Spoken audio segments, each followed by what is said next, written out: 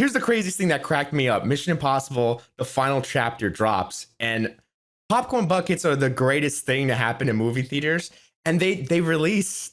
Did you guys see what the popcorn bucket was? I did not see what the Mission Impossible. Oh, it was a nuclear bomb. It was a bomb. What? It was like a generic nuclear. Well, because bomb, or was it the? There's different variations, but the one that I saw, it was a bomb between theater to theater. Well, wait, nuclear bomb. Wait, what do you mean? There's different variations. I see different popcorn buckets. Fantastic Four has different popcorn buckets, and I feel like no. I know, yeah, but like for Mission Impossible, is it just one Mission Impossible nuclear bomb popcorn? Because you had me under the impression that there were somehow multiple different types of nuclear bombs. Like if you got the AMC nuclear bomb, you got like the Fandango hydrogen bomb, like you got all these different bombs. Nitrogen bomb. No, I think it was okay. So no, I just think it was this red-looking device. But the fun thing that tied into the film was it had a key. It had the golden cross crucifix key that you could stick in and unlock your popcorn bucket. And I think the funniest... Wait, so they gave you a separate key? Yes, to go they do. With they do. And if you lose the key, you can't unlock the popcorn bucket. Yeah. I know there's gonna be some like 5-year-old swallowing that key, and then it can't get into the popcorn the key is bucket. the cross. You have to slot the things together. And they're gonna swallow that bitch whole. No, the funniest thing was on Twitter, I saw some guy be like, "Oh, I can't wait till 5 minutes before the film.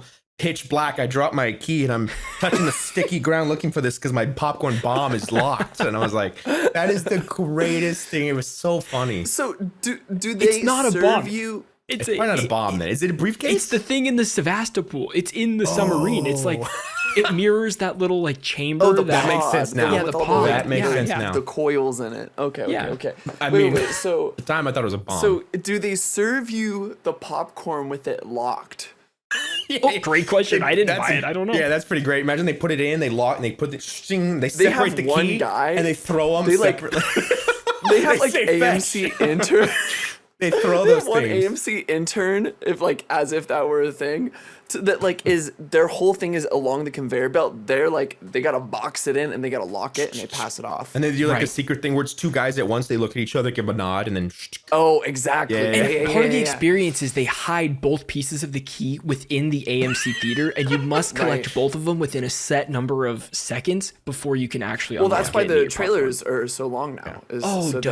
For these experiences. That they're building in because they want to give you an activity to do before the movie starts. They do a race where like they strap it to the intro and they say, run, boy. And you have to chase him and you have to go chase him out of the theater or you grab the key. Yeah.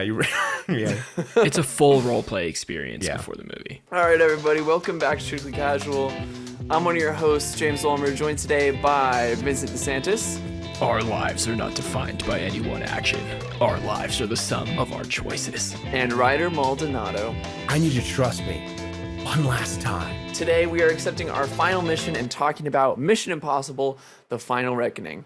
Before we do that, I just want to recap a few of the things we have going on. Earlier this week, we released our Mission Impossible 1996 podcast. And then next week, we're going to be putting out a lot of gaming content since Summer Games Fest is on Friday. And there are lots of developer conferences throughout that weekend. So we'll have a bunch of content lined up for you guys in the following week.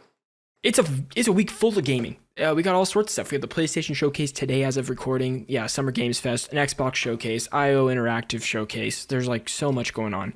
So it's like definitely the most exciting week for games of the year, I would say. Maybe. With the exception of Game Awards, perhaps? Yeah, probably. Yeah, most announcements and whatnot, which is really exciting. It's the one last week of grasping to my childhood. I feel like this is the last little bits that I have of like everything has maybe gone away through adulthood, but when Summer Games Fest and that Summer Games time happens, it harkens back to E3 and you're like, this is all I have. I'm a child again. I love it. That's really pure, Ryder. I love that. That was very pure. You hold on to that tightly. I know. I'm keeping it close. You hold on to that really close. Mm-hmm. It has been almost 1 week since the Final Reckoning. Almost 2 weeks since the Final Reckoning is out, which is crazy. I've thought about this movie damn near every day since I've seen it, in good ways and bad ways, and I cannot wait to hear your guys' thoughts. I am like just in Mission Impossible mindset the whole last couple weeks. Before the final movie, I watched all 8 movies leading up to it. I know, Ryder, you did the same thing as well. Right? I did, yeah. It was a fun experience showing my mom and being like, "Oh, that's gonna come back. It's gonna come back. That's in the trailer. That's in the trailer." Yeah, it's good. And James, I did not do that. I have some gaps in my Mission Impossible history. Right. Some of these films I hadn't seen since theatrical release. Yeah. Way back when, but I did rewatch 1. For this discussion, I watched 3 for the first time. Skipped 2, but I had watched everything from I didn't watch. Maybe I did watch Rogue Nation, but from Ghost Protocol onward. Okay. Nice. I think that part of the conversation of this final movie is talking about Mission Impossible as a whole, since it is the final movie and there's a lot of looking back at the past and stuff like that. So I'm super excited to get into that. But the final reckoning. In the final chapter of the Mission Impossible saga, Ethan Hunt and his IMF team face their most dangerous threat yet, the Entity, a rogue AI with the power to trigger global catastrophe. As the world teeters on the edge of chaos, Hunt must retrieve a lost key, which opens a popcorn bucket, and deploy a virus to destroy the AI at its source, deep within a sunken Russian submarine. With allies old and new and the ghosts of his past resurfacing, Ethan races against time in one last mission that will decide the fate of the world. It's always the fate of the world. It's always the fate of the world, but this one, it's like really the fate of the world. Quite literally. Yeah, see? Okay. You're saying something that I feel like is my thoughts on this film. I'm not going to get into specifics yet. It's broad stuff. What do you got? Yeah, you tell me. I want to dive right into what you're saying. Mm-hmm. I just want to remind everybody, if you have not seen The Final Reckoning, please go watch it before you watch this, because we're talking about everything. And we're most likely talking about everything in all the Mission Impossible movies. And so this will be your swan song for this series. Watch this after you finish all of it. Ryder, I would like to hear your thoughts on the film. You've been very quiet about it and not telling us, and I'm very excited to get into it right now. I think I should preface, because I want to keep this broad before I get into specifics that can get crazy. Off the rip, I think that the stunts and the filmmaking love of this film is unmatched, unparalleled, incredible, took my breath away. And I want to preface that part of this film I love.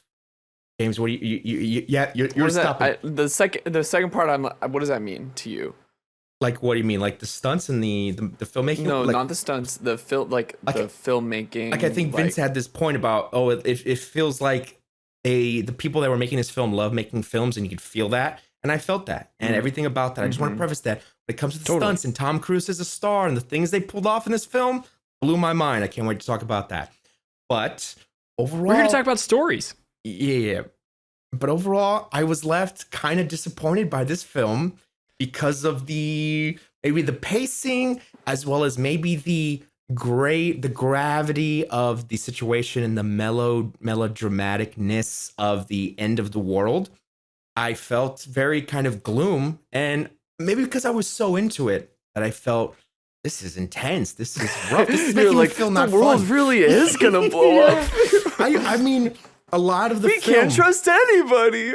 Yeah, I mean, you guys kind of prefaced it. Y'all were saying how it really was the end of the world. I feel like every film, there was a world-ending catastrophe that could happen, but it was like, the world's gonna end. Let's stop this, and it was fun.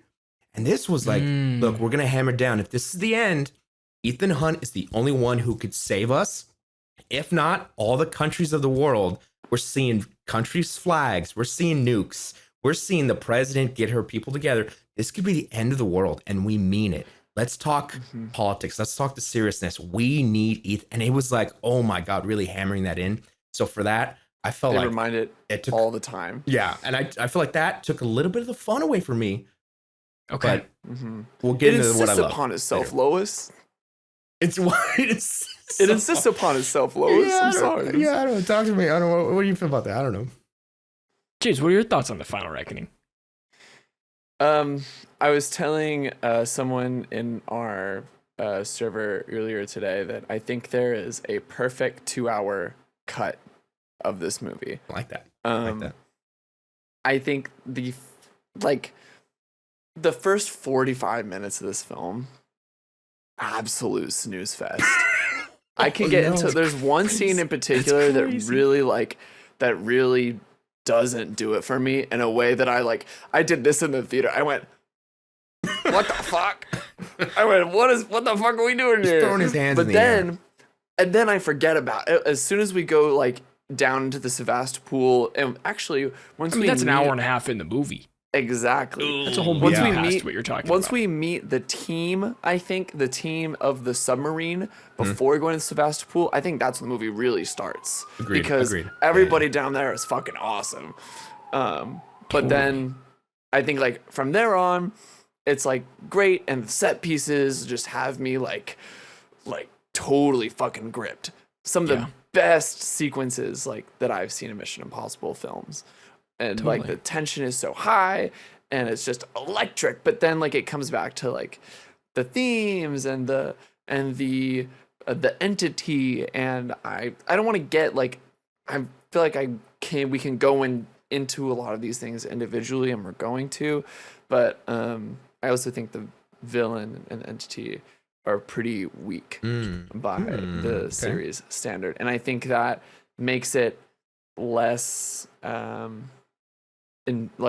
less engaging as a viewer, and talking about like the stakes. And because Ryder, what you're saying with everyone talking about Ethan, they really like making him Jesus in this movie, like Ethan, we need you, we all need you, the fate of the world, Ethan, everyone's gonna die, is like, I was like, okay, I get it. Yeah, right. Vincent, I think I'm a little higher on it than you guys. Actually, probably a lot higher, I think, than Ryder, and maybe a little higher than James. I would say that's kind of our breakdown here. I think from watching all of these movies like back to back to back, pretty much night after night after night, I felt so attached to these characters that like I just couldn't wait to see where we were going and what we were going to do. And that comes with a lot of exciting things. I didn't necessarily have that first 45-minute lull that a lot of people seem to have. Like, I didn't feel that. Except for the scene that you're mentioning, James, which I didn't like, but that doesn't mean it was a lull for me. Like, I was very invested from the very beginning of this movie. I also think that this movie, or this whole franchise, kind of has a roller coaster of definitely, of like what it expects from the audience and how the audience should react to it, because we go from the first one being a very small thriller, like contained movie. The second one is just a straight action film. Like the Mission Impossible-ness of it is toned pretty much all the way down. It's very much a product of its time. And the third one is like way more into the spy stuff that it kind of runs to, because the second one wasn't really received super well. And then we have, Brad Bird takes Ghost Protocol and makes it a fun spy movie, which is totally different. Brad Bird, who did, The Incredibles and a lot of kids movies as well, he kind of makes this a very fun action movie. And then McQuarrie takes the reins and blends it. He blends the fun and he blends the action and the spy stuff and makes like two bangers with Rogue Nation and Fallout back to back. Like the best of the series has to offer. And then we get serious. We get self-serious with Dead Reckoning. Extremely self-serious in this movie. It still has fun, but I think that same level of fun is in Final Reckoning as well. But I think my expectation was that it was following Dead Reckoning's footsteps and staying self-serious. Yeah. And so I just assumed it was going to be like that. So I don't know. I don't have that as a negative thing for me. That was a little in the weeds. I apologize. I do think, as a more broad topic, the villains are weak in this, extremely weak in this. And the set pieces are some of the best, yet some of the story points are at an all-time low also. And so I find myself maybe forgiving some of those low moments for the high moments. Yeah. But at the end of the day, I really left it juiced up. Like, I really liked the movie. Yeah.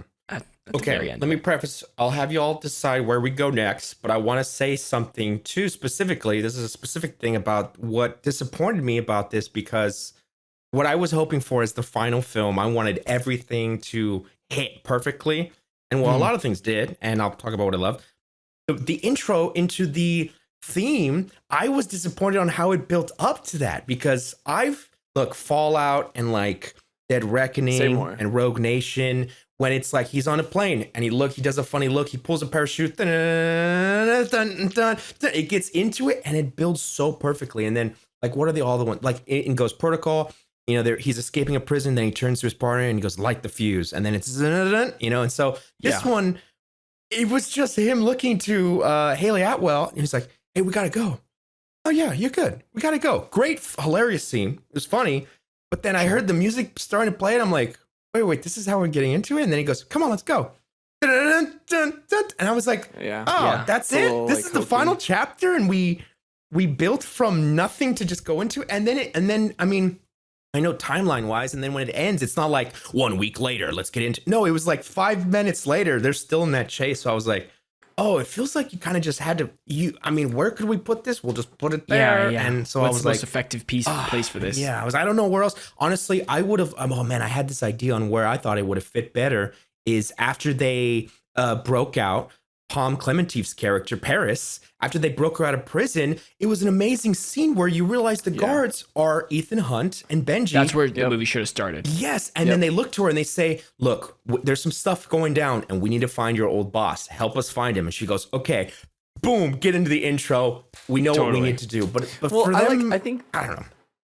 I think before that a little bit, where I think in the... there's the gala or whatever, like the formal event was, where we get Haley Atwell, and she does a whole thing about what separates a good pickpocket from a bag pocket. Blink of an eye. Pickpocket. Timing. It was timing. Again, it's the full he gets full circle moment at the end of it that is really important. So I think that like should be the first, and I think like starting with a gala type thing is so Mission Impossible. Yeah, so spy shit that is just so good. I think it would like remind people like, oh, this is it. It feels at home. I do think there's a piece of the beginning that is really good, and it's a little more melancholy. It's kind of Ethan Hunt thinking about the past of the other movies and stuff. That was great. And I think that is a strong piece of the intro. So I would have wanted to see that, plus see part of the gala, plus see the Palm thing, and then end on that Palm thing as like, this is where the movie's going. Like, let's show where our characters are kind of at and like how disjointed this is. It's kind of, this is a serious mission that we're going on here. It's not going to be a fun one. People are going to die, like all of this. But then we're like, okay, well, we have no choice but to do this. Yeah. And then the intro hits as it rises up. And that ask a question real quick? Please. Do we know why Luther is like dying? No, we have no idea why Luther's dying. He's just old. Yeah, I don't know. Okay. Old age. But it seems like, Benji was kind of taking care of him. It was like, or no, there is a nurse there. There's a nurse. But it's like underground. It's kind of like a weird thing. I don't know why Luther is dying.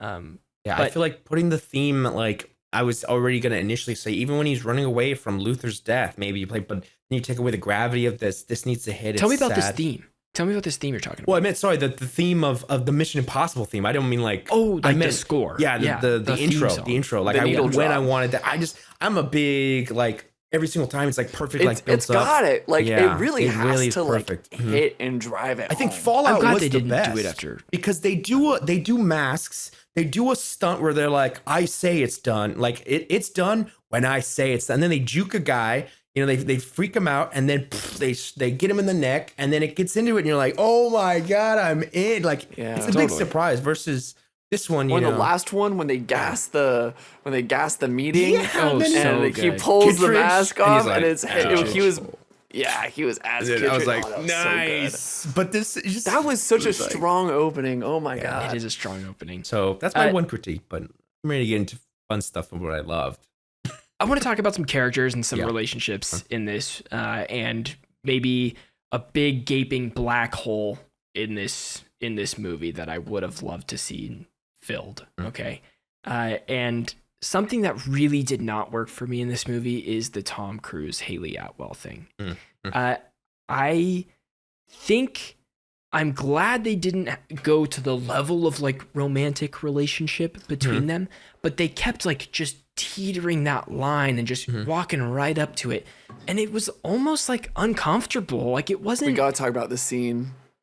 Are we At gonna some talk? point, when we get there, Yeah, we gotta gotta talk about talk the about the scene. scene. Talk about the scene. I don't need to put Let's it talk about off. the scene. Just go for it. What was the scene? Yeah. I need to know the scene. It's the scene after the Sevastopol. Tom Cruise rises to the top. You get that cool inverted camera shot, and then he wakes up in the chamber, the depressurization chamber, with Haley Atwell, and it's just like. Dude, it's them just together straight and- boob shot. It's like doing it's CPR. just her on top of him. Yeah, I was like, what is The what camera's heck? What's right for, down her like, shirt. 2 minutes. Yeah. Like 2 whole minutes. Like, what's going on here? Like, It was very gratuitous.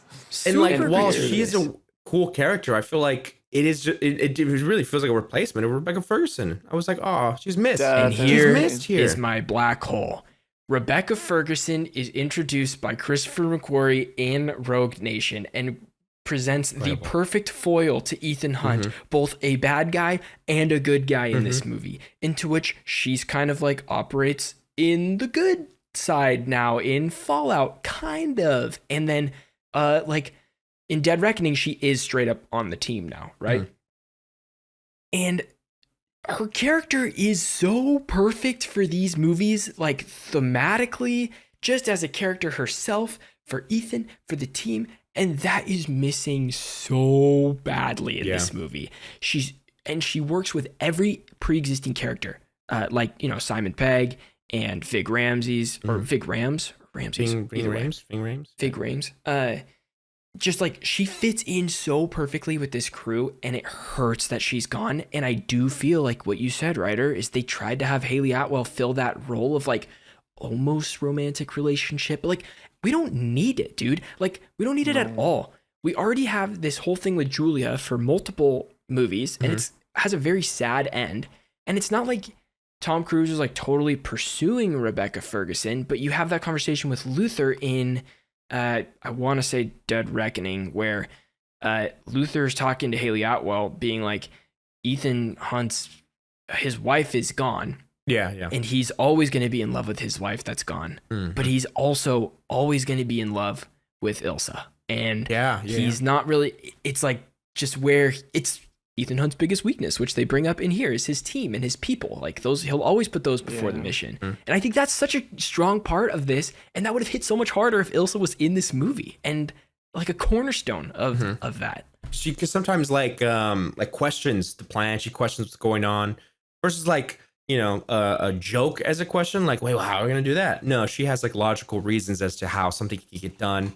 And then she's capable in so many ways of like hand-to-hand combat and gun skills. Totally. Like there's so much. So I mean, there's more opportunities maybe for someone like Ilsa, but Rebecca Ferguson was, I mean, Haley Atwell was like a replacement.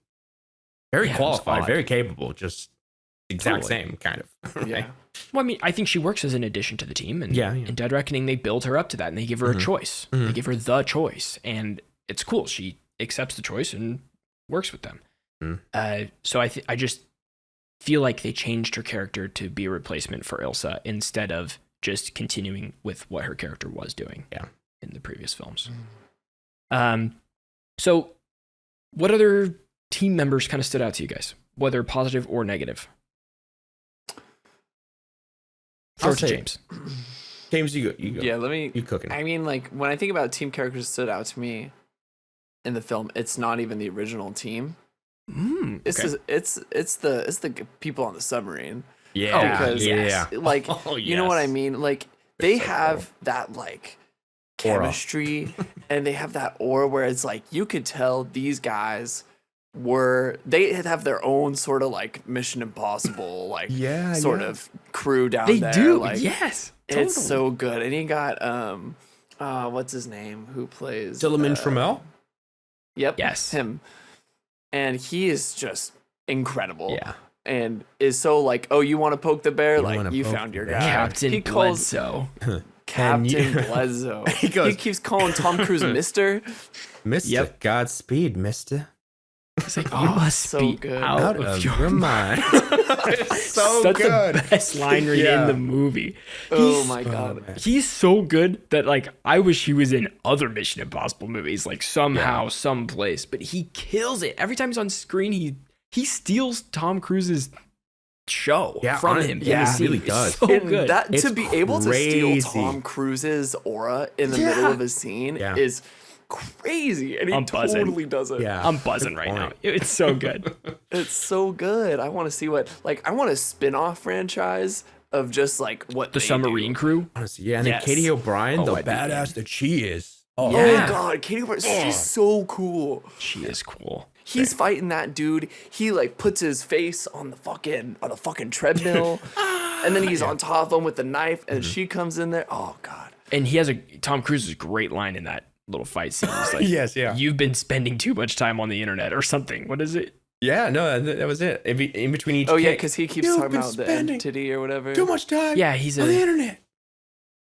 entity fanatic, kind of like Mhm. as a religion. Which I think is cool.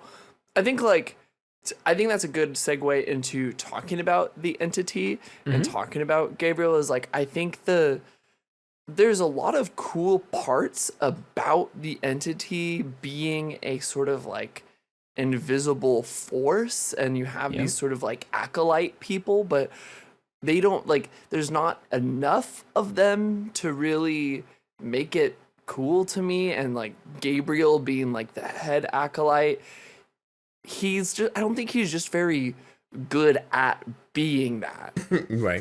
No. He doesn't do anything that would clue us in that he is that herald of the entity or the anything like that. Like he was chosen to do that or anything. No, he just seems like some very like rich dude who really is in support of the entity for some reason that I don't think really know. We don't But find I would out love the- to see him do some like cool fanatic shit. Give me some like weird entity fanatic, like weird Like I would love to see him in the chamber. Yeah, like what is he before. saying? yeah. Yeah. Oh my god. I want to see him doing some sort of like fuck, why can't I think of the a Ritual. ritual. thing, That's the something word like I'm that, trying yeah. to look for. Yeah, I want to do some sort of ritual to the entity to show that he's really bought into this and this is what he wants. What I would have loved about the entity is if they personified it a little more and had more of a voice for this thing, because in Dead Reckoning they show that the entity was there at the party and it was like kind of vibrating and almost like had this presence of An a eye. person or a thing. Yes. And yeah, while it was cool with the scene, there was someone talking like, "Hello, Ethan." I'm like, oh my gosh, if this thing is like talking that's cool. through phones or talking through devices and like really taunting them, that would have been felt more, because I think the talk about it, like the entity's going to get us, the entity's here, the entity's there. We're in or- the entity's reality. yeah, Yeah. exactly. Or a door unlocking wasn't enough for me to feel like the entity is scary. It was just like the entity wasn't scary. It was more of, I mean, honestly, more of a realistic AI of like, it's not trying to intimidate. It's like, I'm just going to blow everyone up. Like, it's just that's code. It's fact. I'm just going to do that. It's not going to be like, "Hello, Ethan. I know you're a Pat," like an evil robot, which I think I Yeah, would it's have. not like Skynet. Yeah, I kind of. I feel like I would have liked that a little more, but I don't know. Sure. Mission Impossible. Like, it's hard to On the balance radar of the submarine, Tom Cruise turns around and the camera pans down to the Yeah. radar and it's like the eyes Dude, yeah, there see, and that then it would be fades crazy. away. I You're like, think- I'd just be like, The leave it. entity it wants to work. be Skynet so bad. Yeah, it wants Like yes. after like having Good so point. many like after watching like the Terminator Zero show on Netflix and like getting that's like such a good AI villain. I even think like a lot of mainline Terminator stuff with Skynet is like Oh, yeah, Skynet's the so best, yeah. good and so thought provoking. Like because it's something that's like interactable, whereas like the entity, like the only thing that really like we see interaction with is when Tom Cruise goes into the VR chamber. Yes. And he Locks like in. he locks in and he gets this like feed of information of what like the entity thinks the future is Which- gonna like pan out to be. Just to have a quick laugh, in the trailer for all these movies, or for this movie, they show like nuclear blasts going off and cities getting leveled, and they look like Mission Impossible shots, but all of those were just in the entity's Vision, thing, which yeah. was fine. But I was like, watching the trailer, you're like, oh my god, like they're gonna show some real was kind of a crazy tease. shit. Yeah, it felt like a tease, but it never happens. I It- wanted to see yeah. some crazy shit in this movie. Like I saw some crazy shit, but I wanted to see like intense. Yeah. big like consequential Yeah. shit. You know what I mean? Like when Angela Bassett just decides that she's just gonna blow up San Diego. She chooses all of the major Yeah. metropolitan Wait, did they- cities, and she's like, Did they San reveal Diego. the location? no, I didn't think it was San Diego. She She's goes like, down the I'm list. going She goes, California. Yeah. They have everything circled. Everything circled. She's in California. And then at the end, LA is like not circled anymore. And she's like, California. And it's only San Diego. So it's gotta be Oh San my Diego. God, that's She's, insane. so funny. yeah, it's That's so crazy. funny. Okay. She's yeah. If I've sounded like I've been critiquing here and there, I want to talk about a few things that I love, and that's the Wait, before we get to the things we like, I'm so sorry. Yeah, and I still want I to have bounce to to talk James's about thing the one more most- time too. The Yeah, what is- most mind-numbing, like the thing that made me have the reaction Okay. in the theater, Oh, yeah, I wanna which hear. was in the torture scene with him and Haley Atwell, Mm-hmm. and he goes, "Oh, just remember, it's just pain," and then he like, then the guys come in or whatever, and he like fights them, but it's not on screen. It's just Haley Atwell going like, ooh, ah, ooh, oh, ooh, ee, ooh, ah, Oh, ooh. hearing the sound. And you Yeah. hear like the thwack, bop, thick, bo, bop, ooh, ah, ooh. You hear that in the background. But I'm like, this movie is one of the most expensive movies ever made. You didn't have the budget to choreograph another fight scene. Is Tom Cruise getting too old? No, You Here's the can't- deal. That's Tom Cruise pulling a Buster Keaton like old timey ragtime move, That's like funny. one of those funny. Because you know that guy Yeah. loves old movies. Yeah. Like he loves like Charlie Yeah, Chaplin you're stuff. probably right. It's one of those Yeah, you're like probably it's right. so funny. I think it was one of those convenient things too, because Haley Atwell was like 8 months pregnant while filming that scene. That's one of the most recent things shot of that movie, which is crazy. Whoa. Oh, really? Because they film these movies so freaking weird. They don't have a locked script when they start shooting. Like they have ideas of scenes and like ideas of pieces, even for Dead Reckoning and Fallout and stuff. It's like They're just like biplane sequence. We'll spend a year and then we'll get to the story, right? I watched this interview with McQuarrie and he's like, we just test the movie and we test it and we test it and we get feedback and we're like changing things, but we also have to have a good balance of like what we want artistically in the movie, and then also we're making movies for an audience. We want the audience to be excited and happy with the movie. So it's an interesting thing because most like movie auteurs and big directors just want to make their shit and put it out there. And it's a very odd switch to me to be like, let's test it so many times where we know we're hitting a 75 Metacritic or, you know, whatever it's going to be. Yeah. Like, we're Just going to test guarantee it. this by Yeah. doing this scene and this scene and this scene. Wow, crazy. But yeah, kind of weird. I want to throw it back to James's point real quick about the odd kind of religious themes in this, because I also noticed this more in Dead Reckoning, but it continues here. We have this cross-shaped key with this god like the entity and this angel Gabriel. Anti-God. Yeah, oh, anti-god. you're We have blowing the my angel mind. Gabriel I know it's right simple, now. but you're already blowing my mind. Sorry, keep going. As the steward of this god. We have this whole scene in stained glass windows in Dead Reckoning where there's these like godlike figures looking down upon Tom Cruise, and like there's so much Catholicism in all of this. I don't know that you see. I don't really have a I don't know put together answer or anything, but it's just an interesting thing to look at. I'm with you. I made And this it's joke. Oh, sorry.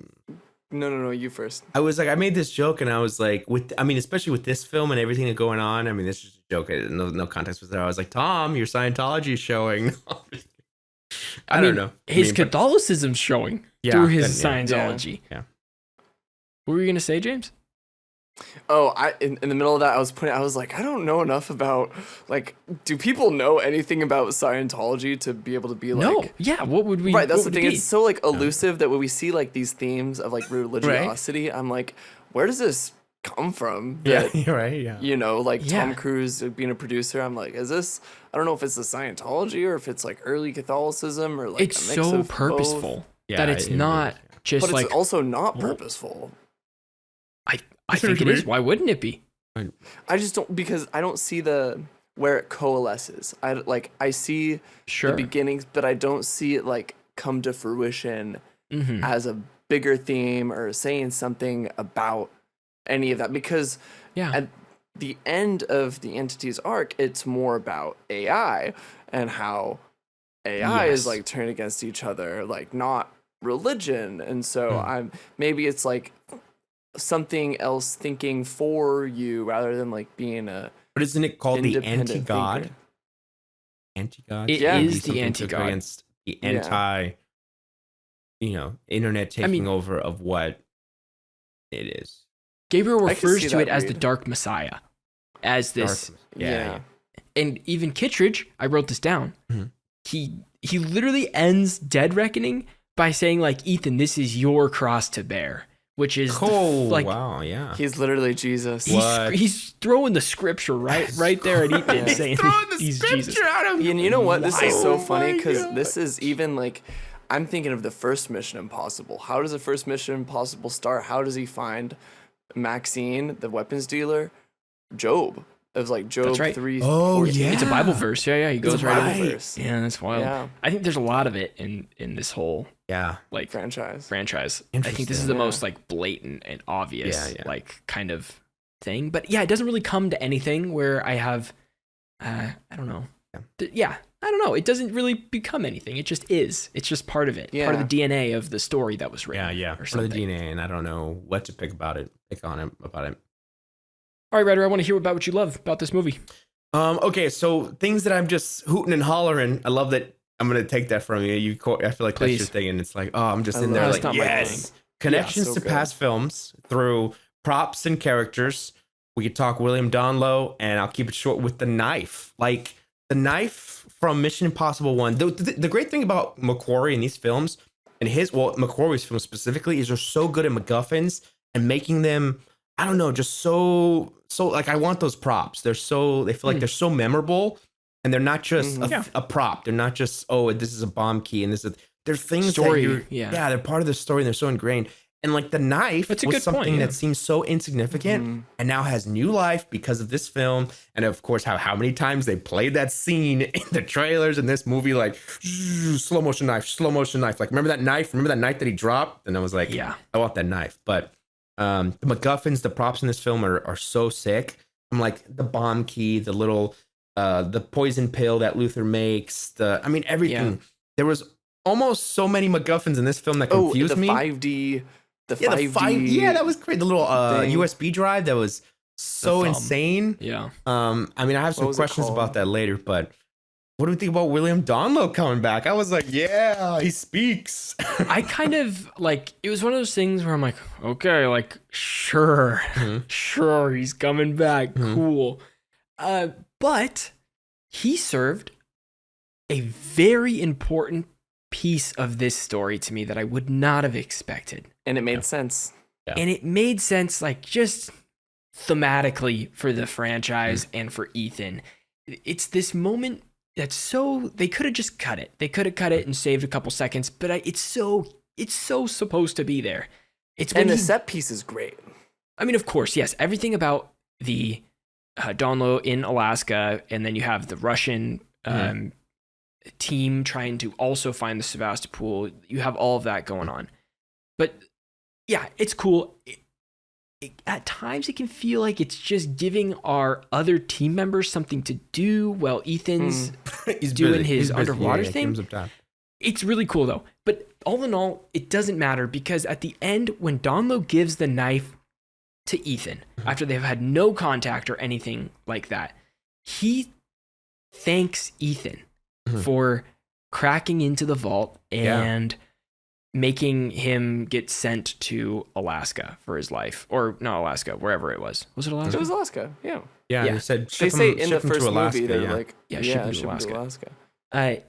He says thank you because without that, he wouldn't have his wife and the life that he lives, that he loves.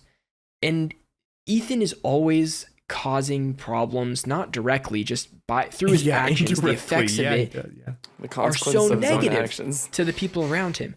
And this small, tiny moment of this man who was probably very upset with him for a long period of time, who has come to forgive and just show him that he's so thankful for where he's at right now in this indirect way, was beautiful.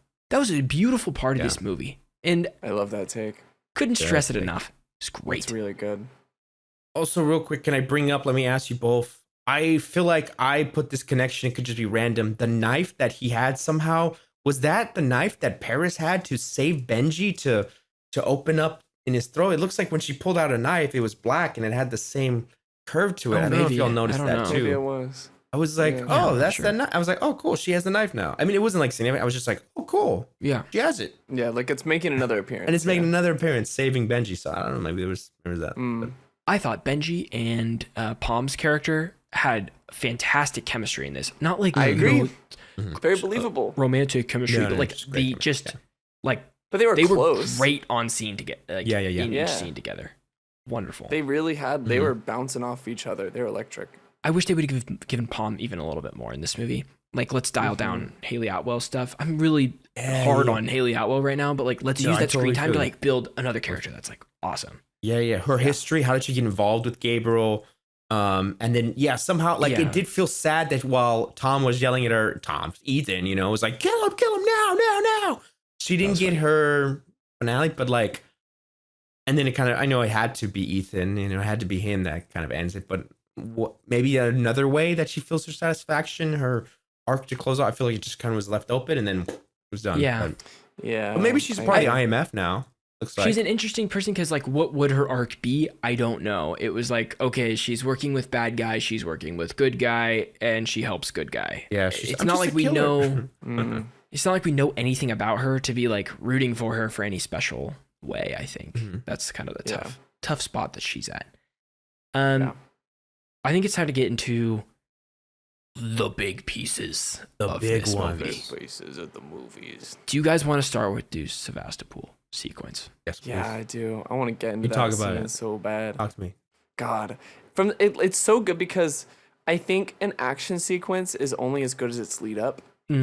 Oh, James, And- talk dirty to me, dude. This is lead up is so cool. Yeah. So not only did he meet up with this really cool team that I won't shut up about, but they tell him about this they tell him about this suit they have, and they're like, okay, well, of course, it's really experimental. Of course, they've never tested it that deep.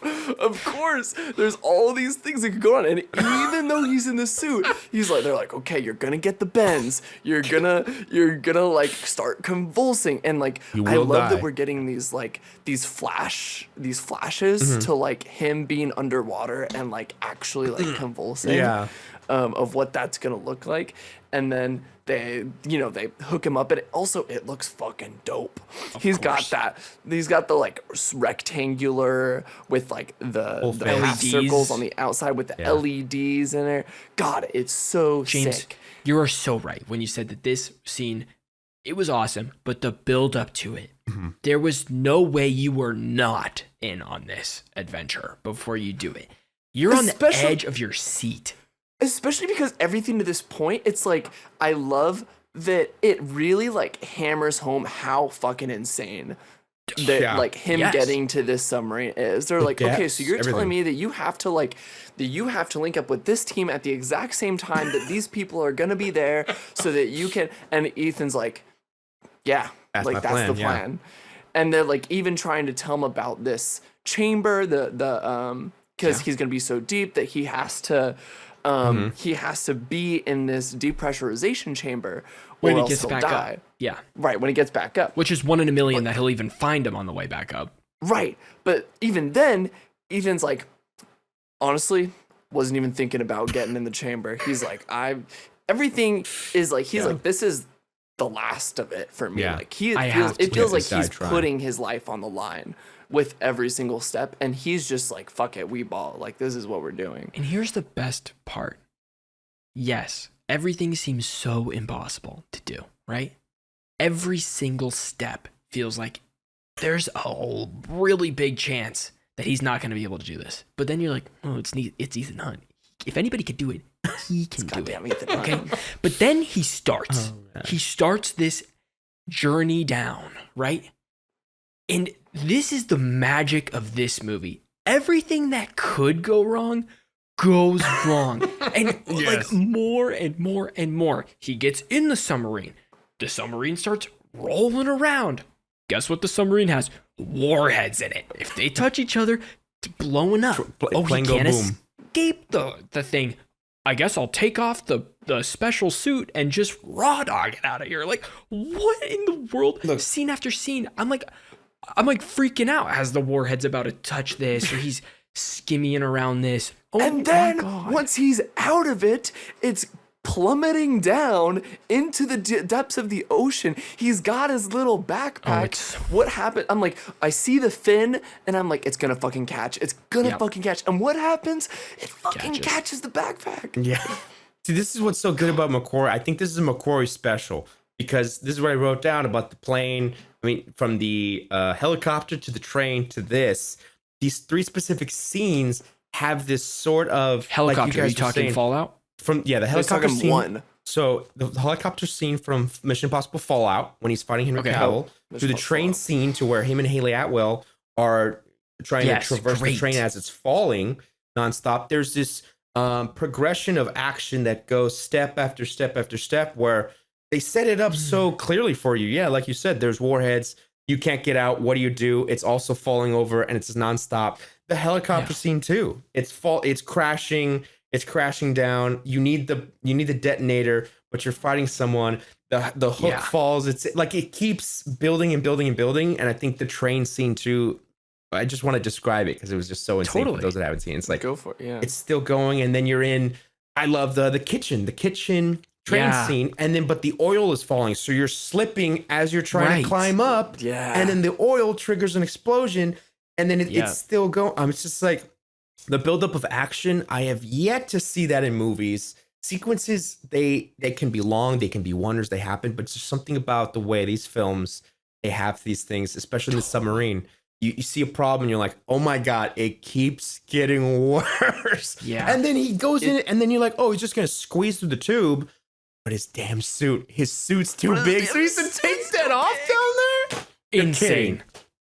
He So, rips off it's so his good. suit with So the. He good. takes the knife and he rips it open so that And you then can he's like, see "Oh, how and then the good water's Tom Cruise cold." looks. It's cold That- too.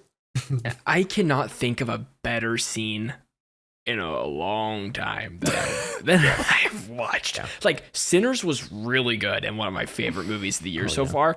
But the submarine scene happened. I'm like, okay, wait a second. Like, I don't think I think It this was clears so that. good. That's Yeah. crazy. That's wild. It's so good. It is such a good sequence. And a lot of it too makes me question what was real and what was like CGI, because I know a lot of that was real. I know they were in tanks and they were messing around with stuff, but like, what warhead is like? Are there any foam, like fake props falling? Are there any things that he's interacting with, or is he just in a chamber and they built a set on the outside? Like, what's real in that? I interaction? have a question that's separate from that because I was thinking about that a lot too, Ryder. And when we get to the plane sequence, there was like a part of that I saw BTS of that was like, oh, that's interesting how they did that. Anyway, oh shit, I lost it. Practical versus real. Like Think about the CGI? tank. I saw a lot of videos of the tank that they were in shooting Tank, this. No, not the tank. I was thinking about the pressure of the submarine. And I was like, because he's underwater, when he enters a vacuum, because inside the submarine there's the air, he's not underwater anymore. He's in the air. Oh, I know that. Is Yeah. the Yes. pressure because of just the depth, or that like he still need how does the pressure affect him with the No idea. that was my question. I was like, wouldn't that fuck up like what's going on in the suit and the pressure of like I feel like the sub was compromised. Everything's I feel like the pressure of the sub was compromised because I feel like the sub normally would have a level pressure that it wouldn't be like you're feeling it down there. So it's down there, it's already compromised. So I think suit or no suit, he's already become accustomed to that. I feel like that. maybe. So it's Could like, be. yeah, as Especially you because he come up, opens it going in. The hatches are open, so Yeah, you would it's- assume like something is depressurizing or pressure, pressurizing, yeah, whatever that means. Yeah. No, but I'm with Yeah. you. Yeah. Kind of wild. But as for practical and CGI, I mean, again, I don't want to jump so quick, but there were times when I noticed CGI and I'm like, okay, cool, it's clearly CGI, but then it cuts to practical and it's like, this is so night and day of like, you're on a green screen and you're literally there. It's Sure. crazy how but it's like, oh, do we need I just don't know how to pull that off. It was nuts. It's the biplane scene then- that I'm talking about. We get to the biplanes. Yeah. Which, in my opinion, they really marketed this as like the craziest thing in the movie. Mhm. But I mean, the submarine cleared it by I a don't think quarter it- mile to me. Yeah. I think the coolness factor is that Tom Cruise really was on these biplanes in the air, and doing the thing. And that is undeniably One cool biplane. as hell. He was on one biplane. One biplane, sure. Yeah. But the transfer, Yeah. 'cause Yeah, he the transfer was from one nuts. Did you biplane guys to see the clip that recently released about the helicopter? I think it was today, where they Yeah, that's show what I. the biplane and the Mhm. helicopter, and they show the bottom of the wheels of the other plane. Maybe it was the yellow one, and that's how he was hooked up to the helicopter, and a guy was flying the biplane. So he would come down from the helicopter, hop on the plane, and then shoot him transferring up, and then the biplane would leave off. But he was connected to That the is so cool. helicopter, and Yeah. he would jump So on the- fake wheels. Connected to it. Yeah, the fake wheels were like a part of the helicopter. That's I think. awesome. Yeah, so he was hooked in the whole time, but Yeah. he was going onto this helicopter from an actual biplane. Yeah. Which makes you, I mean, it's just great. Look, I know it's a movie, but like thinking about Ethan Hunt, like, man, you're making, you're there, you don't have anything. But like to make that jump, you're hoping your grip sticks, and then you're hanging there, the plane's gone, Yeah. and you're pulling, I mean, it's just like, dude, any slip and you're dead. But yeah, That's he a just movie did- star, I mean, baby. Yeah, it's a movie That's star. a movie star. I wonder how many Most of takes that took, because he's know. strapped in. So No, I think yeah. if Yeah. I meant the the fella character. lost his grip. I mean, in the There's- movie. Oh yeah, Like, that's Oh, a yeah, the crazy character in the concept movie- to think, like, yeah. you're Right. doing this and you're just like one-handed, like and you're like, I can pull, like, man, one slip and you're done. But I was Yeah. trying to look for like, obviously he's strapped into these planes Yeah. the whole time that he's up there. And I'm trying to look for like the digital paint outs where they like paint out the Mhm. lines and stuff like that. But I couldn't really see them, which was like just such a good job. Such a good job. Like I didn't really, Yeah. that's just me being like obsessed with movie making and stuff. I'm like, oh, where's he tethered in the shot? Like what's he doing? Like Yeah, if yeah. he's moving from here to here, how could you have done that with the wire here? Or like, that's where my brain goes the whole time during the sequence. But it did live up to its high expectations of being a very cool climactic scene of the movie. I do think that you needed the team on the ground to be doing arguably the more important piece of it all to make this have as much tension as it did. And that's just also props to the editing and the filmmaking aspect of it too. It was really cool. which I'm also curious as to, sorry, you can go. I think the unsung part of the plane sequence is the parachute sequence after. Oh, yeah. When he just, no, that was when real parachute too. jumps out. I didn't realize that was real. Yeah, when he pulls the first parachute and it's like on fire. yeah. Oh, man. And then he like has to pull So it, but good. he's got the fucking the he's going got crazy. the Yeah, yeah. Sebastopol, and he's like- trying to plug the whatever thing into it is the that thing. Luther gave into it, the thing into the thing. And Yep. he's trying to do it, but he finally gets it, and it was like, the guys Did you in, guys? the guys in Yeah, front of go. me in the theater, they kept going like, they kept doing that.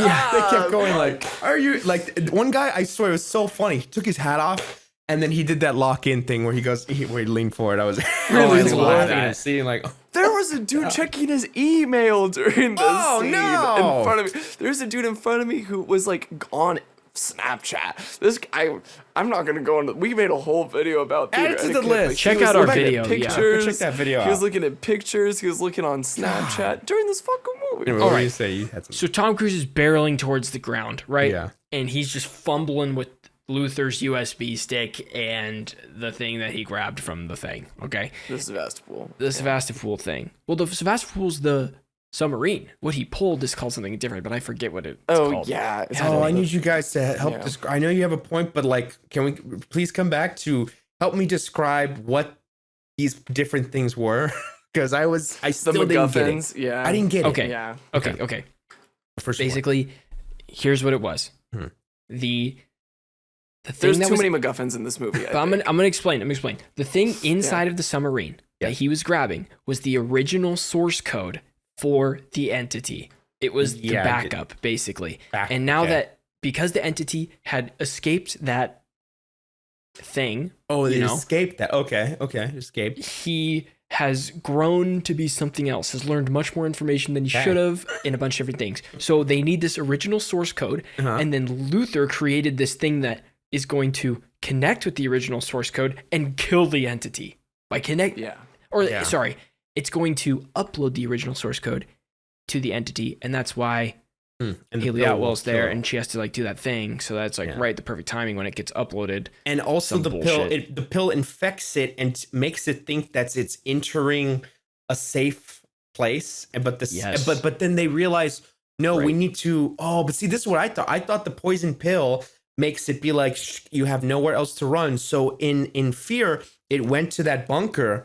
But before it could go into the bunker, it went inside that USB stick instead. And so Maybe, they took something off the like USB that. stick before it could actually be free and safe in there. That's why I was like, I Maybe. don't know I'll what trust the you source on that code. one. I mean, I'm saying stuff too. I mean, I feel like Yeah. you're right, and I'm like, I don't. There's so much. It was a wanna- lot. No, I'm it was a agreeing lot. with you. I was like, There's because 5 I feel like I'm things. good at figuring this stuff out in movies. I was like, I do not get this source code thing on how that connects to the entity, but whatever. I mean, James and I were talking about this for the first movie, is when they say a name or something, they just expect you to remember it like immediately. Yeah. Like there's no, I'm going to explain this to you again or in a different way or to a different person. If we say it, it's Bible. You got to know it, you know, You that gotta sort know of it, deal. Which is just funny. Okay. Tom Cruise barreling towards the ground, trying to connect the thing to get the green light so that they could pull the stick. I was really hoping that the green light would go and we wouldn't see Tom Cruise again. That What would've a been great. cool ending that would be. Maybe we saw his parachute on the ground, like tattered, or the flaming one to say, Yeah. like, maybe he made it down. But I feel like that He did it. Yeah. is the legend, the mythic sized legend of Ethan Hunt is done. And he's probably fine. If he was able to do that, and you know, he's probably okay. You see the But back I of his just head don't wanna walking know. away at the end. Like you see Benji, they're doing the same scene. Haley Atwell, she has the entity. She gives it to Benji, and then they look up, and then they're walking away. And then I don't know how you show just the back of a head. You don't want I to don't see. think they do. I don't even think you do. They don't. They I don't think show just the it at team does all. that or something. It's just the team. You leave or a him crowd, out of it. or they linger on like a crowd of people. So you're like, wait, we're just and then Yeah, it yeah, just yeah, goes. something like that. That would And be you're great. like, 'Cause then you're maybe like, he's maybe in he's in there. there. Yeah. That would be cool. It would have been so epic. Now, I understand that wouldn't have made way for this scene where he daps up Shia Willingham and he's like, I was the Yeah. son of blah, blah, blah. Yeah. I know that's just revealed. He was insanity. the son of Jim. Of Jim Phelps. Can we talk about what was that shake? I don't understand. What was the normal to then bro? It was awesome. What It was was so that? epic. I didn't It was the care for his character. I'm a at all. Shia Willingham believer, and I'll forever be. And I'm so just glad gets he was his in this ass movie. kicked. I was just Everything he's look. I in. was just like, are the ages adding up here? Aren't they the same age? I was thinking Aren't that these too. actors the same age? I was thinking Maybe. that too. Well, And do you know 80 what? no. Do you know what's crazy then? Yeah. Ethan Hunt might have potentially hooked up with his mom. Okay, Oh, James and I were yeah. talking about this in the Mission Impossible 1 thing, Oh where he has my these God, weird you're relationships with his mentor's wife, who's Yeah. double crossing him, that knows Oh his my husband's God, still you're right. alive. Weird thing, just weird stuff going on there. It's weird. Weird stuff going on. Sorry the what I did odds? to your mom.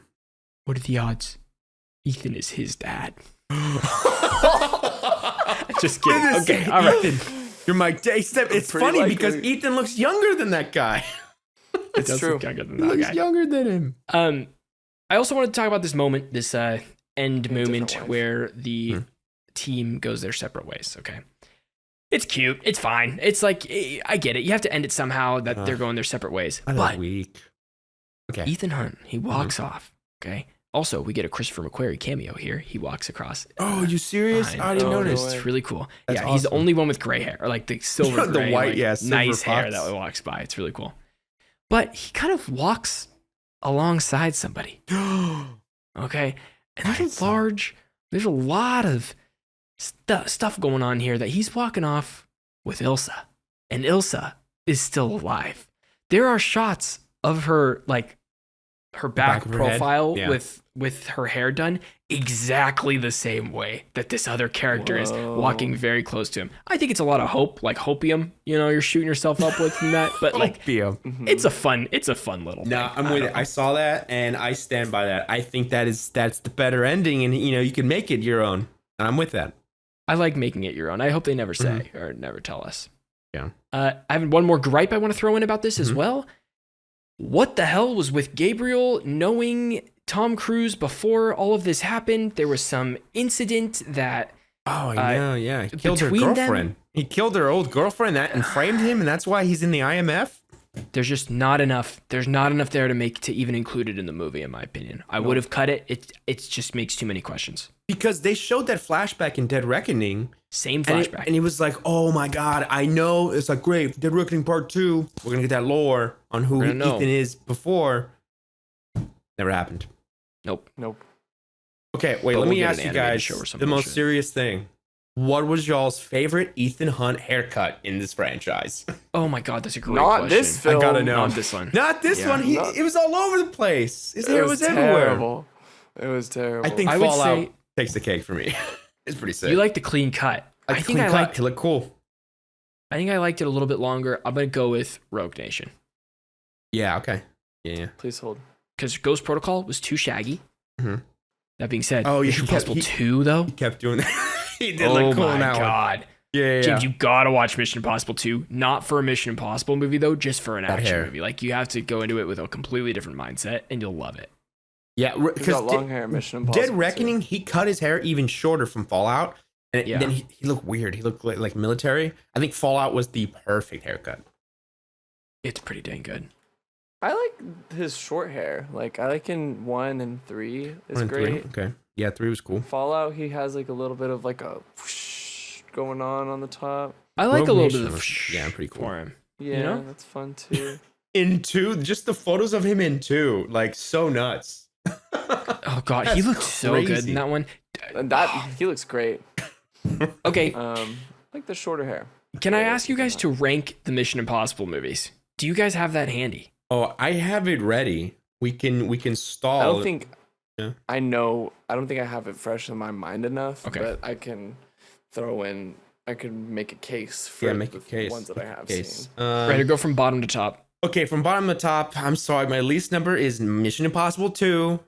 That's fair. It's all right. And You don't then have to explain yourself. I get the it. first Mission Impossible, which sucks to say because it's incredible. Because they're all. That is But here's the fucking thing: crazy. from here on out, from this on out, it's all 8s and above. Well, if it's not, I'm gonna change that. But like, it's all 8s and above practically.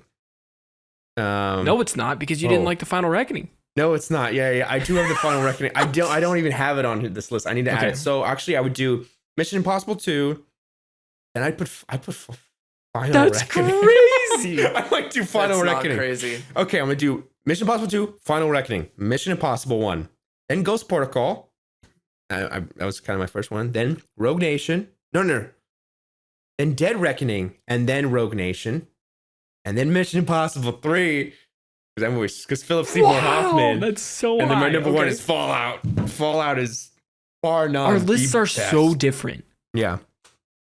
I do Mission Impossible 2 at the bottom. Yeah. There's a case for it not being at the bottom though, and I want to I'm hear with that. everybody's Yeah, I'm cases with on that. that eventually. Then I have Ghost Protocol, Oh, which I know is low, but I think Low. it's like the most. Yeah. It has the cool Dubai scene, but like the movie itself is like not yeah, it's okay. great. It's all right. It's like entertaining. And then I have 3, then Final Reckoning, then Dead Reckoning, then 1, then Fallout, and Rogue Nation at the top. It's the best. It's the best. I haven't. Rogue I think Nation. I've seen Rogue Nation. It's the plane scene. It's the It's the opera. better plane scene. Operas. Yeah. It starts with the plane scene. To me, it's the best Mission Impossible like spy movie and the best action movie. Like it's the all best in one. Or because Fallout is like all action, not very spy That's stuff. true. Rogue Nation has I the spy saw stuff this that can be movie, but action. I don't remember anything that happens in it. It rocks. And Jeremy Renner's decent in it too. I'll say it. I like to rag on that Cool. guy, but he's pretty good in it. Oh, the Renner is good. He's got the sauce. I'll be honest. I'm not going to say it, but like my ranking is changing as we speak. I'm moving this I all love it. around. It's I love moving it. all Okay. around. I tried to do it as I went, but it's a whole thing.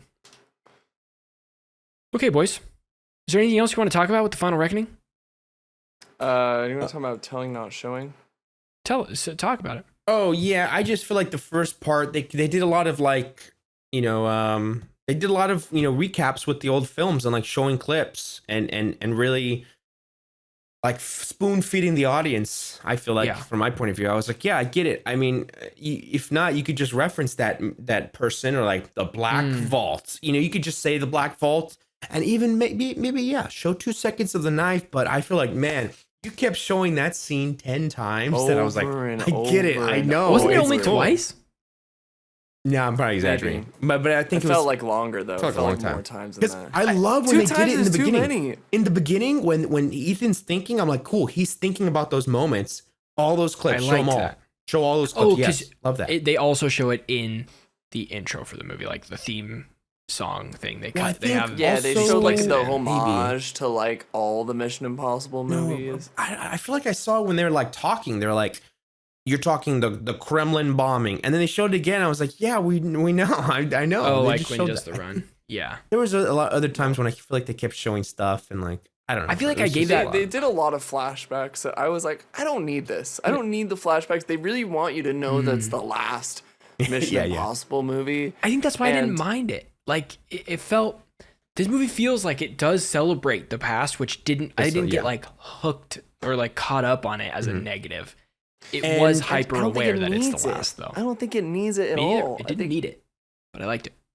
Yeah. Okay. It didn't need it for me. I liked it. And yeah, look, it's a criticism, but ultimately, I think my final points are seeing Tom Cruise hang off a biplane upside down with the beautiful score playing in a packed theater. I'm like, this is movies. What is this guy going to do next? He's delivering. Yeah. I think here's my last thing. If he wants to really deliver on an action sequence, they go to space. They go to space, baby. They are. They are. So, right. That's the whole thing. They're filming a movie in space. It's never. And I was telling my mom, oh, they never did anything in space. I'm like, yeah, you've seen like zooms of astronauts in space. I'm like, yeah, but you've never got a 4K camera, filmed a little sequence in space, come back down to Earth and edit that footage. Never been done. That's never been done before. That would be pretty insane to see on IMAX. Yeah. Like they're in a space station. They're not doing that. So it's nuts. Yeah. I mean, this franchise has been a part of my life for a long time. And man, I'm sad to see it go. Will it be done forever? No. They can't make two. I'm happy they're done with Ethan Hunt. Yeah, then I'm good. They're done with Ethan Hunt, though. I don't think, even if we go back to learn about Ethan's backstory or whatever, it will either, I don't think they'll recast him because they'll never recast Tom Cruise. I just don't think that's real. Yeah. I think it'd be like an animated thing or something. I think that the series expands. Yeah. Mm-hmm. I don't think it's going to be like Tom Cruise giving somebody like, oh, you're the new IMF agent. Paramount Plus, yeah. I think it's just separate. Different IMF, like team, doing something else. And we got submarine team. And then we'll probably get Ethan Hunt like 4 movies down the line when they start a new thing. It'll be Tom Cruise in his 90s when he's finally, his blood boy is gone. Oh my God. And they wheel him out. They do the Val Kilmer to him. And they're like, bye-bye. And Ethan Hunt's like, he gets that gum from number 1. He does mission the red light, green light. Mission accomplished. No, he does the gun. He blows himself up. He does the gun. I was like listening to what you're saying. I'm joking. He gets the red and green gum. What the hell? What a way to go. He what a way to go. Himself? No. He's like in an airstrip. Like he's on an airstrip and they're doing like a ceremonial thing. And he's just boom.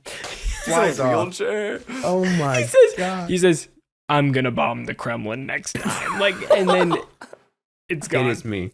Everything they framed me for, I'm gonna do it now. Actually, no. It'll probably be like he'll be the mentor. He'll be the leader of the IMF, and he'll be in a couple scenes. Or something. Yeah, he turns his chair around. He does one of those. Like, do you know what I bet it's gonna be? All right, it's gonna be like Jim in the first one, where he starts in it. He's a person. He's got a young wife, and And It's not Ilsa. It's not Haley it's not Atwell. Ilsa, It's not it's not Haley Julia. Atwell. It's another tall brunette. God. Yeah, it's And a random girl. Yeah. Same thing. And then he turns evil, just like Jim, and then he No. comes back around. It's a whole Oh, mirror. it's of It's the Tom first Cruise. film. He can't die on screen, and he can't be evil on screen. Yeah. It's in the That's true. Always contract. the That's good actually guy. true. It's in his contract. Yep. Wow, that's pretty cool. To always be the good guy. I He's mean, the good guy. Probably. The only time he's a bad It's guy like is how Tropic Dwayne Thunder. Johnson and Vin Diesel can't lose in fights. Oh yeah. Do you know this in their contract? They say they can't lose in a fight. Yeah. Which is so funny because they're both hilarious. But there's a new Dwayne Johnson movie coming where he plays a boxer. Very excited Oh, for yeah. it. Oh, Looks he He's loses a fantastic. that wrestler or fight. boxer? He loses Oh. that fight. Wrestler? I don't really know. Oh. Directed by one of the Safdies. Safdies, yeah. Yeah, I'm excited for that. Anyway. All right. That felt good. I love Yeah. Mission Impossible, guys. Even though this one, we didn't necessarily end on the biggest of bangs. Mhm. In some senses, we did. I Yeah. still love these movies so much. And rewatching all 8 of them, I want to watch all 8 of them again. Like, they're Yeah. just so fun. Yeah. So incredible. Yeah, this franchise got long legs for me, even if this is all we get. Yeah, good point. I like that. Very happy. It'll last forever. Can't wait to show my kids. Yeah. It's such a good family. Like, it's a Yeah. good, like, Yeah. early teenager Oh, I know. Yeah. movie. I mean- like, even. The gadgets. It's secret agents. You know. When Like, Ghost Protocol came out, I think that we were probably, I don't know, Mhm. Oh, yeah, we were 8th like grade, 9th grade, 14, yeah. something like that. I remember Yeah. watching 1, 2, and 3 with my dad before Ghost Protocol came out, awesome. and then we Oh, went to the nice. theater to see Ghost Protocol together, and I was a fan for life right there. Like, that was such a So great good. memory for me. Yeah, Mm-hmm. Yeah. it's awesome. Love it. Okay, y'all. Well, it's been a pleasure. It's been a blast. I hope Amazing. you all are enjoying your Summer Games Fest week, if you're into that at all. If not, hope you're enjoying Mission Impossible for the first time or the 100th time. Upcoming movies: Ballerina, Materialists, How to Train Your Dragon, Fantastic Four tickets just went on sale. What Ryder's you listing his watching? notes. I'm Yeah. listing my notes. Yeah, this is things that I'm thinking of. I'm looking forward to material. What are you guys watching? What are you looking forward to seeing? Hop in the Discord. Let us know. We'd love to hear it. Peace out, and we'll see you guys on the next one. Thank you, everybody. Bye, y'all.